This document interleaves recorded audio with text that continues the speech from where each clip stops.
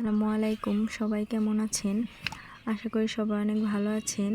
আমাদের গাছের একটা পেঁপে পেকেছিল, সেটা এখন কাটবো, দেখবো ভেতরে রং হয়েছে কিনা। এই গাছের পেঁপেগুলো ভেতরে তেমন একটা রং হয় না, আবার তেমন একটা মিষ্টিও না। তাই আমাদের গাছের পেঁপেগুলো কাঁচা থাকতে বিক্রি করে দিত, কিন্তু একটা পেকেছে, তাই সেটা আজকে কেটে দেখবো মিষ্টি নাকি।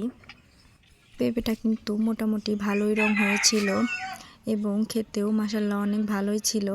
আগে কিন্তু একদম পানসে ছিল, কিন্তু এখন কাটার পর দেখলাম এটা ভালোই মিষ্টি হয়েছে এবং কালারটা অনেক সুন্দর হয়েছে। আগে পেঁপেগুলো পানসে ছিল বলে আমরা এগুলার বিচি একটাও রাখিনি, কিন্তু এবার মিষ্টি হয়েছে বলে বিচিগুলো রেখে দিয়েছি। আমরা এর চারা ফালিয়ে আবার গাছ লাগাবো। এখন শীতকাল, তাও পেঁপেটা কিন্তু অনেক মিষ্টি ছিল।